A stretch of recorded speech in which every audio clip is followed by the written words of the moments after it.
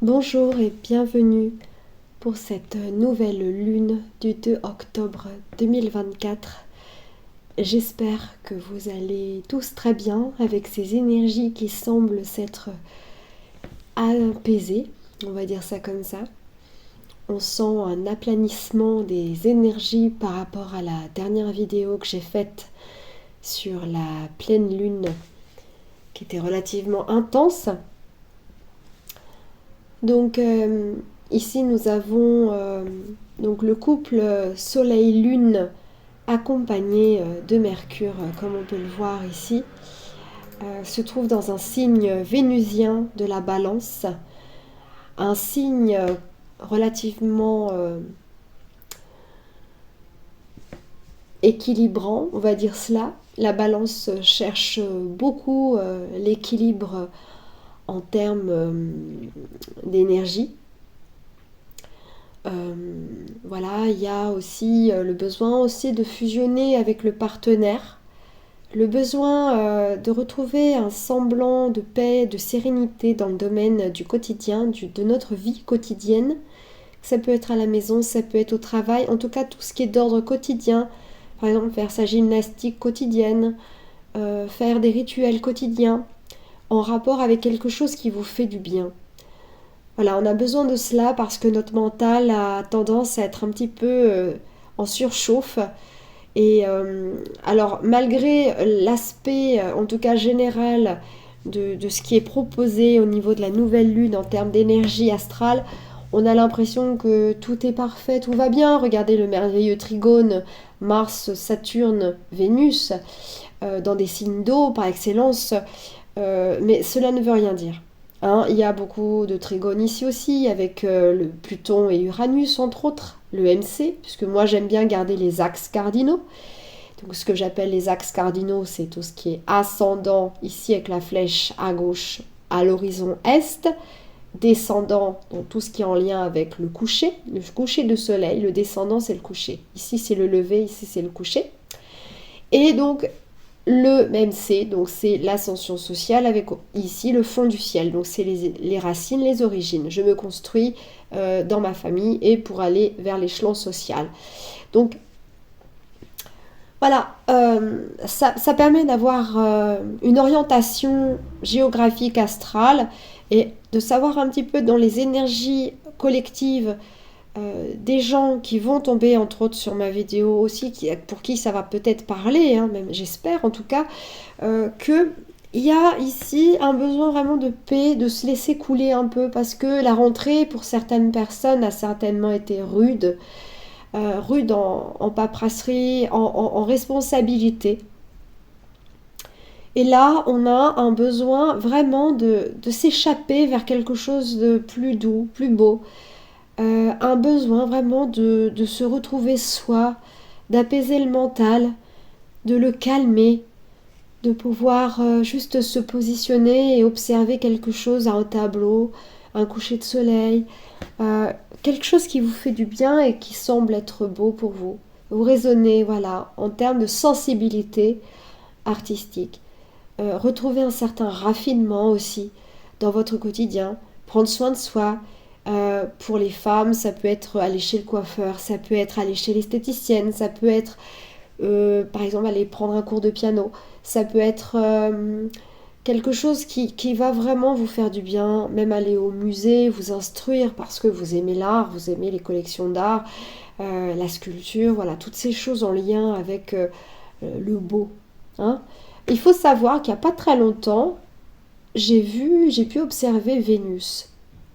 Alors, si un jour vous avez l'occasion, n'hésitez pas à aller chercher sur Google la planète Vénus, parce que chaque planète a son archétype, et en astrologie, d'autant plus avec les aspects de personnalité de ces planètes, surtout dans l'astrologie psychologique, que j'ai moi-même aussi étudié. Après, j'ai mon astrologie, mais j'en parle beaucoup aussi dans ma manière de décrypter, en tout cas, un thème et entre autres la nouvelle lune, la pleine lune, les énergies qui nous cabossent un petit peu parfois aussi.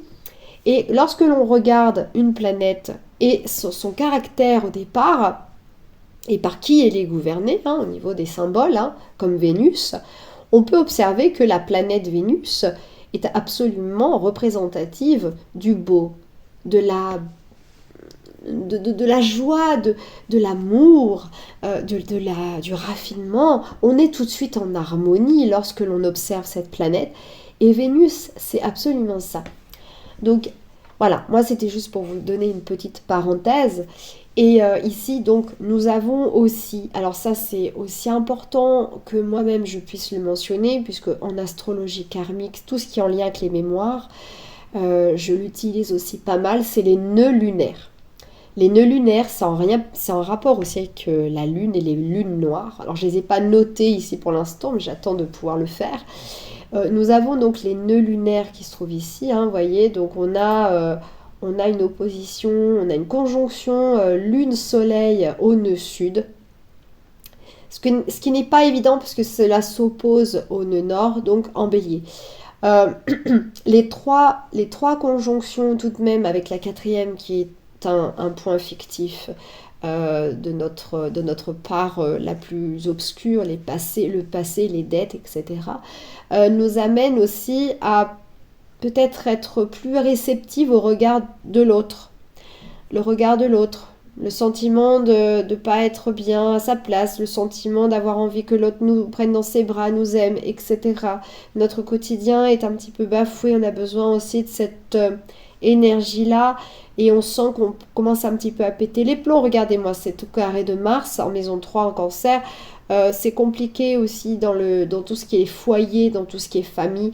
J'ai même envie de vous dire, lorsque j'observe cette carte du ciel, méfiez-vous des apparences. C'est pas parce que les apparences ont l'air beaucoup plus relaxes que c'est le cas réellement dans le privé. Le signe du Cancer est quand même un signe d'eau qui annonce le solstice d'été. Nous sommes dans des énergies plutôt à l'intérieur, retournées envers nous, pas contre nous, mais avec la lune comme maîtresse. La lune est maîtresse de ce signe, se trouve en balance, est au carré donc du Cancer, puisque Mars y séjourne encore pendant un petit peu de temps. Et du coup, je suis quand même obligée de vous dire que c'est une colère. Vous pourriez ressentir des agacements auprès de votre conjoint, auprès de votre boulot, dans votre quotidien, où il y a un agacement certain, un refoulement de colère qui demande qu'à péter, voilà, qu'à s'exprimer. Parce qu'on a l'impression de ne plus avoir du temps pour soi. On a le sentiment qu'on est un peu assailli, arraché à soi-même, et que l'autre nous renvoie aussi ce miroir. Le soleil-lune, c'est aussi la manière dont vous allez exprimer votre côté je m'affirme, et le côté j'ai envie d'être un petit peu féminine, j'ai envie d'être aussi dans ma sensibilité et de m'écouter moi et mes besoins et mes émotions. Voilà. Mercure, c'est le mental, donc là il est en balance. Il est aussi au carré de Mars. Attends, je vais regarder. Ouais, il est aussi au carré de Mars. Donc ça peut être un peu folklorique aussi dans le domaine du travail, de votre santé aussi. Votre santé peut en prendre un sacré coup mentalement. Veillez à faire attention au surrénal, à tout ce qui est hormonal, parce qu'il faut comprendre aussi que la balance gouverne les reins. Voilà, tout ce qui est reins, il y a aussi des deuils, très certainement, des deuils à faire, et mentalement, c'est pas évident de l'intégrer.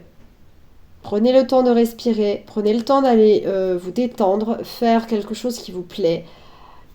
Comprenez aussi que le domaine artistique est un domaine, parce qu'en plus ça se passe là-dedans quand même, c'est un domaine qui est relativement important et qui permet de trouver l'équilibre aussi entre l'agressivité sous-jacente qu'il peut éventuellement occasionner chez vous, et puis Mercure a tendance aussi à avoir les mots qui dépassent la pensée. Même s'il se trouve dans un signe plutôt de paix, la passivité, oh là là, je ne vais pas y arriver. Je suis malade, excusez-moi. Le côté pacifiste, voilà. Donc j'essaie de calmer aussi le mental parce que je sens aussi ces énergies. Alors, aussi pour vous expliquer, ça va agir un petit peu en contradiction pour les personnes nées sous le signe du Cancer. Premier décan, deuxième décan et bien sûr après troisième décan. Nous allons aussi avoir des complications concernant les personnes Capricorne. Ça va partir aussi en carré, puisque nous avons le Soleil, Lune, Mercure et évidemment le Sud qui va appuyer aussi sur quelque chose qui est déjà compliqué à absorber, à intégrer et à structurer, puisque le Capricorne est la structure. Ça peut vous déstabiliser un petit peu, ça peut être compliqué pour vous, hein. Il peut y avoir des moments, des décisions compliquées un petit peu à prendre. Vous avez quand même le soutien de Vénus, hein. Par contre, ces deux signes-là, Capricorne, Cancer, l'axe de la famille, vous avez le soutien de Vénus ici, en Scorpion. Donc, à mon avis, il y a aussi un lien avec peut-être le besoin aussi de dire les choses aux personnes que vous aimez avant de les perdre. Parce que moi, je suis aussi dans cette énergie-là. C'est que je travaille beaucoup le transgénérationnel. Les personnes qui me consultent vont vers moi parce que je travaille aussi ce truc-là. J'ai ce truc-là qui fait que les gens sont attirés vers moi. Puis comme on dit, on attire qui l'on a besoin d'attirer, très certainement, pour pouvoir comprendre vraiment qui l'on est et qu'est-ce qu'on est venu faire ici. Et qu'est-ce qu'on doit régler, surtout. Voilà. Donc, Vénus est là pour vous permettre justement de vous positionner par rapport à, regardez-moi ce magnifique trigone, vous voyez, entre Saturne et Mars. Donc, vous voyez, on a quand même ici une Vénus en Scorpion. Une Vénus en Scorpion, elle va être là plus pour vous permettre d'intégrer et de faire refléter ce qui est un petit peu caché et ce qui a besoin d'être exprimé aussi. Mars, c'est aussi le fil conducteur de l'énergie, de l'objectif. Et dans la famille, il est là pour être un... Alors, il n'est pas vraiment bien loti, hein, Mars en Cancer, hein, il est en chute, hein. Il est exalté dans le signe opposé, donc en Capricorne, hein, puisqu'il est vraiment dans le côté ambition, le côté volontaire, le côté acharné. Il a des objectifs, Mars. Et en Cancer, il a tendance à peut-être se noyer un petit peu. Il est quand même dans un signe lunaire, hein, donc il n'est pas très à l'aise. Mais par contre, Vénus le soutient. C'est un peu la partenaire idéale pour le coup, puisque ce trigone, vraiment ce trigone d'eau, est magnifique avec Saturne qui soutient aussi. Et donc ces trois signes et ces trois planètes, qui sont relativement importantes, au niveau des personnels, des planètes personnelles, hein, donc plus proches de votre soleil qu'autre chose, vont vous permettre de peut-être comprendre aussi quel est le but de votre vie, qu'est-ce qui a besoin de faire ressortir. Là, nous avons une Vénus en Scorpion. Vénus en Scorpion, elle est magnétique, elle a besoin aussi de rassembler les autres par l'amour, par les sentiments. Et Mars, il est dans l'objectif de peut-être aussi permettre l'accueil de ceci. De permettre de dire aussi, avec sa spontanéité légendaire, et de ne pas avoir peur d'être qui il est, et donc de dire à votre père, votre mère, votre grand-père, votre soeur, votre frère, peu importe, de dire vraiment les choses, comment vous les ressentez, et comment ça peut agir dans le quotidien. On a quand même un Mars en maison 3, appliquant quasiment au fond du ciel. Donc on est dans les racines et valeurs familiales et ça va pas tarder justement. Voilà, Mars il est quand même à 15 degrés, donc il est vraiment pile au milieu du signe du Cancer. Hein. Il faut quand même 30 degrés pour un signe. 30 degrés à parcourir. Donc là, on est en plein milieu. Donc il est là aussi pour peut-être être le détenteur d'actions à créer dans la famille avant que éventuellement il se passe quelque chose qui puisse vous troubler ou que vous auriez à regretter. Il faut vraiment dire les choses. Avec Saturne en Poisson, on est ici dans un besoin de restructurer aussi l'inconscient collectif, mais surtout de restructurer peut-être au niveau de ses valeurs morales, de besoin de donner aussi à l'autre. Le poisson, c'est un signe qui a tendance à être un peu dans tout ce qui est soins, hôpitaux, tout ça, mais soins énergétiques et soins à l'autre aussi. Le poisson, il est beaucoup dans le don de soi, quitte à même s'oublier, voire même à disparaître dans l'eau. Hein, vous voyez ce que je veux dire ? C'est l'eau, hein, de toute manière. Hein, c'est l'élargissement de votre inconscient aussi. Hein. Saturne, il est là pour peut-être structurer et voir un peu qu'est-ce qu'il peut apporter comme structure pour que vous puissiez prendre conscience aussi de ces valeurs-là, de cette sagesse-là, qui ne demande qu'à émerger finalement, voyez. Hein, Saturne, ça peut être un peu le rocher dans l'eau. Hein, il essaye d'être là, il est immergé d'eau. C'est un signe de terre. Saturne valorise beaucoup le Capricorne. Il est domicile d'ailleurs au Capricorne. Et il était premier maître aussi en Verseau. Maintenant c'est Uranus, mais au départ c'est quand même le premier maître. Et donc, pour moi, ce merveilleux trigone entre les trois, parce que Vénus, après Vénus, on a Mars, hein, vous voyez, il est quand même au trigone de Saturne, donc on a l'accélérateur qui se trouve ici, Mars, et on a le temps, la sagesse, le recul avec Saturne. Faut pas oublier, regardez les anneaux de Saturne, hein, il est restreint, il limite aussi, donc il va peut-être aussi vous permettre de mettre un cadre aussi au niveau de vos rêves, de vos pensées, au niveau spirituel, je parle, attention, hein. Et donc, nous avons ici la planète Saturne, quand vous l'observez, elle a des anneaux, donc elle est aussi restreinte par ces anneaux, et puis ces anneaux-là sont faits de glace, et Saturne annonce le solstice d'hiver. Donc il n'y a quand même pas de hasard entre les deux. On est d'accord que l'idée, c'est quand même aussi de permettre aux personnes d'être sereins et de pouvoir l'exprimer et de se soutenir tous ensemble. Voilà, on est dans une maison 11, et Saturne est dans la maison 11, donc on est aussi dans un élan de bonté, de générosité. Pour moi, Saturne, c'est comme si c'était un peu le père suprême spirituel, si on peut imaginer Saturne dans cette énergie-là. Il n'est pas que limitant, il est aussi là pour vous dire, attention, ne te mords pas, ne te casse pas les dents contre un mur, réfléchis avant d'agir. Voilà, c'est vraiment ça. Et avec Mars, bon bah écoutez, là ça a l'air de plutôt bien se passer. Par rapport à Jupiter, alors par rapport à Jupiter, il n'y a pas d'aspect, mais c'est pas parce qu'il n'y a pas d'aspect qu'il ne se passe rien. Moi je vais quand même peut-être ajouter aussi les Chirons et les lunes, parce que moi je travaille aussi de cette façon, comme je travaille aussi l'astrologie karmique, j'ai aussi besoin d'ajouter mes lunes noires, et les lunes noires évidemment sont conjointes. Ah ouais, dis donc. Conjointe en balance. C'est tout en balance. Hein. C'est tout en balance. Donc vous voyez, ça vient amplifier aussi les fausses croyances. Hein. Quand vous avez par exemple les personnes qui sont béliers ou qui ont un amas planétaire en bélier. Amas planétaire, c'est ce que vous voyez ici. Hein. Beaucoup d'aspects dans le signe. Donc si vous avez beaucoup d'aspects dans ce signe-là, le bélier, ou beaucoup d'aspects en cancer, capricorne, ça va agir par carré. Ça va agir par opposition. Ça risque d'être un petit peu difficile pour les personnes qui ont déjà des oppositions au natal, ce qui est mon cas évidemment. Et puis, ça vient peut-être permettre aussi à la personne de trouver des solutions de porte de sortie. Donc ne baissez pas les bras. Vous savez qu'à un moment donné, les planètes des rapides, Mercure, Vénus, Mars, Jupiter, Saturne, surtout les 4 premières dont je vous ai mentionné, ne restent pas longtemps dans un signe. Et passe quand même assez vite à autre chose. Hein.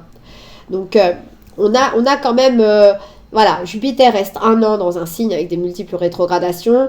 Et puis, Mercure, Vénus, bah écoutez, c'est quasiment l'identique au fait que le Soleil revienne à sa base initiale. Donc, par rapport à votre anniversaire, entre autres, ça fait 365 jours. Voilà. Donc, c'est une histoire aussi de symbolisme. Voilà, donc ne prenez pas peur, vous inquiétez pas. Sachez qu'à un moment donné, les planètes, elles bougent et que ça change au fil des mois, des jours. Donc, effectivement, en ce moment, c'est compliqué pour ces signes cardinaux, dits des signes de commencement des événements. Pour cette nouvelle lune, c'est d'autant plus impactant parce que c'est un signe cardinal où nous venons de fêter l'équinoxe de l'automne. Et il est vraiment important de le mentionner parce que ce n'est facile pour personne. Et donc, surtout pour un bélier, surtout pour un cancer, surtout pour un capricorne où en ce moment, c'est compliqué. On a besoin de démarrer quelque chose. Le bélier d'autant plus puisque c'est le premier signe du zodiaque, il emmène tout le monde avec lui. Hein. C'est lui qui plante la graine et puis les autres ont juste à faire le boulot hein, pour lui. Hein. Mais c'est lui qui décide, hein. C'est personne d'autre. Il ne faut surtout pas lui dire ce qu'il doit faire parce que le bélier, il va pas supporter ça. Et donc, si vous voulez, cette nouvelle lune en balance qui va signer l'opposition, va quelque part titiller le soleil, la lune ou ce que vous avez d'autre, l'ascendant, Neptune, même Neptune, même les planètes transpersonnelles sont touchées. Si vous êtes vraiment un très très neptunien en termes d'énergie, par exemple si vous avez Neptune à un angle, à l'ascendant, au milieu du ciel, tout ça, vous serez d'autant plus dominé par cette planète des méandres, des illusions. Donc vous pourriez aussi tomber sur la tête, hein, c'est-à-dire vous réveiller, vous dire « Waouh, qu'est-ce qui s'est passé ?» quoi. Donc voilà, l'idée c'est vraiment de rester focus et de vous dire que ça va aller, c'est que des énergies astrales, que oui, nous sommes portés de manière inconsciente, parce que moi j'ai fait aussi l'expérience de ceci, et je l'ai observé autour de moi. Nous sommes portés par des énergies plus ou moins conscientes. C'est-à-dire que vous pouvez prendre des décisions dans votre vie, par exemple un divorce, vous ne savez pas pourquoi, vous décidez de divorcer telle date, telle année, et quand vous regardez avec le recul, si vous vous intéressez un petit peu, un tant soit peu à l'astrologie, vous voyez les transits, c'est-à-dire votre thème astral qui serait par exemple ici, et autour vous avez les transits. Et bien ces transits-là, donc ce qui se passe ici avec la nouvelle lune, entre autres, va venir appuyer sur plus ou moins d'aspects et de points sensibles sur votre thème. Ça va venir réveiller votre thème. Voyez, et c'est pas évident pour personne. Donc du coup, c'est là que vous pourriez comprendre aussi que des fois, il peut se passer des événements avant même que le transit appuie au degré près de votre thème natal. Hein.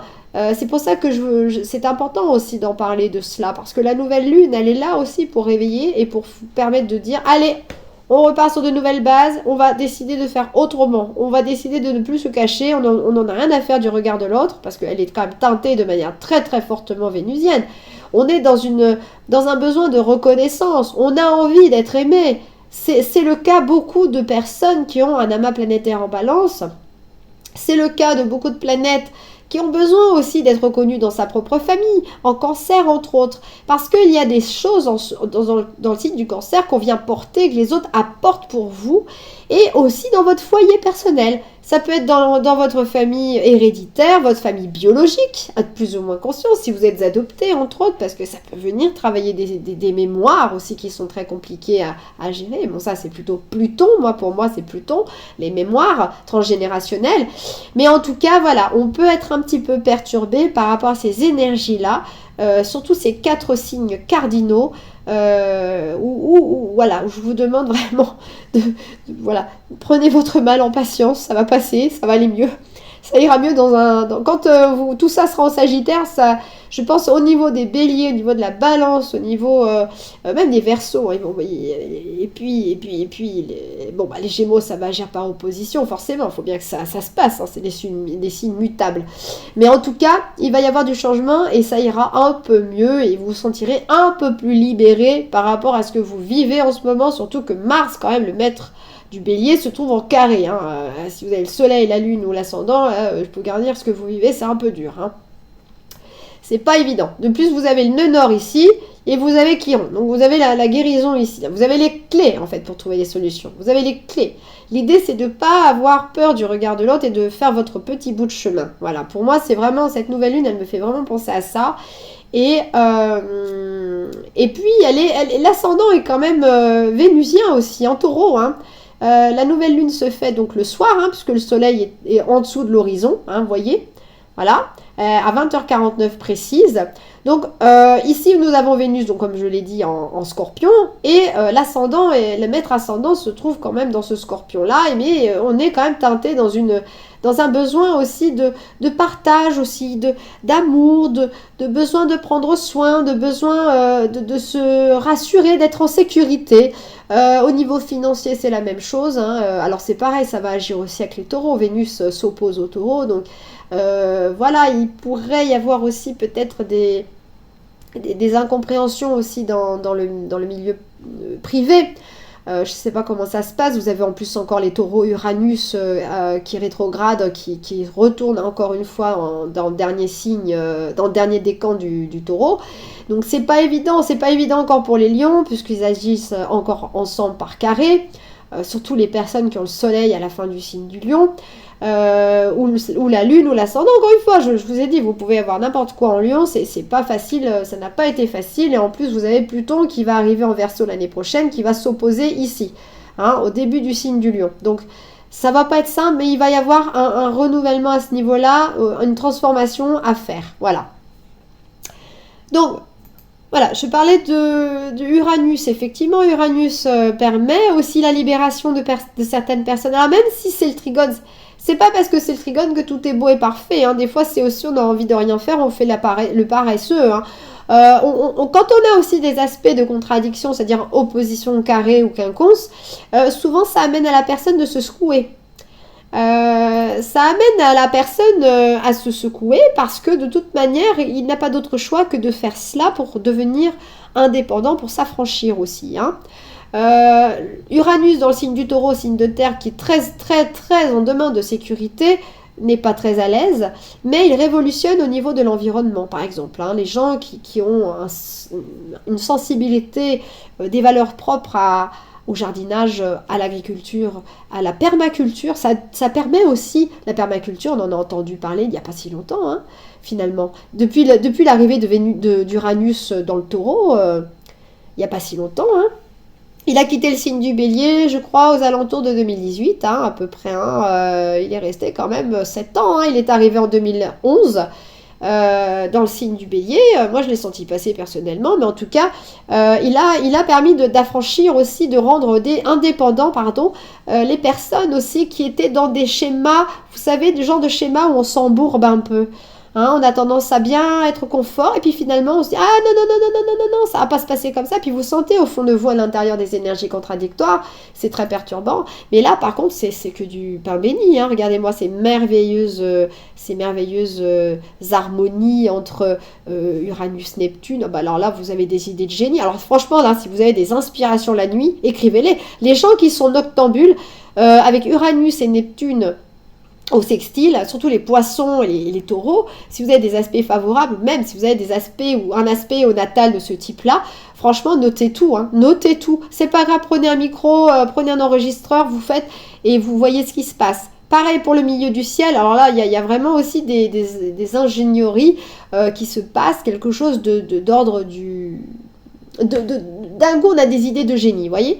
Ça peut arriver souvent la nuit, des fois des idées. Les Gémeaux par exemple sont très réceptifs aussi parce que Uranus est une octave au-dessus de Mercure, parce que souvent c'est la nuit que ça va se créer, et les Gémeaux et les Vierges aussi ont tendance à être très réceptifs par leur maître au départ, Mercure, parce qu'ils ne dorment pas, et souvent quand on ne dort pas, on a vraiment un besoin aussi de faire quelque chose, d'écrire, de dire. Hein, il ne faut pas garder ça, il ne faut pas rester dans votre lit. À ce moment-là, vous sortez, vous écrivez ce que vous avez à dire, sinon ça va vous rester dans le mental et vous n'allez pas être bien. Ce sont des conseils parce que ça peut vous aider dans votre carrière, surtout si vous êtes amené à avoir beaucoup de responsabilités qui génèrent énormément de mental, de nouvelles technologies, de choses un petit peu ingénieuses, hors du commun, qui sort des sentiers battus, avec Pluton en plus qui est là vraiment pour faire un bel aspect entre Uranus et lui. N'hésitez vraiment pas à le créer cela, hein. D'accord, ça va vraiment vous aider. Et Neptune, évidemment, regardez-moi ces aspects incroyables, merveilleux. Neptune, c'est vraiment l'inconscient, mais c'est surtout tout ce qui est en rapport avec les psychothérapies, tout ce qui est en lien avec les médecines alternatives. On est ici dans une évolution. Les gens ont besoin de prendre soin d'eux, de prendre soin de leur corps, de leur mental. Évidemment, le corps, c'est le taureau, hein, c'est la matière. Et oui, c'est l'incarnation. Là, on est dans une désincarnation en poisson. Donc, les deux, on peut pas avoir l'un sans l'autre. C'est pas possible. C'est le revers de la médaille. Voilà. Donc, c'est plutôt pas mal, mais voilà. C'est pas parce que c'est pas mal que tout est bien. Hein. N'hésitez vraiment pas à regarder mes vidéos sur Lunastro-Medium, à vous abonner. En attendant, eh bien écoutez, pour moi, je pense que j'ai fait le tour. J'espère que cette vidéo vous parlera. Et en attendant, eh bien écoutez, malgré le fait que je sois pas vraiment d'aplomb, je vous souhaite un bon dimanche et à très vite les amis. Merci pour votre écoute.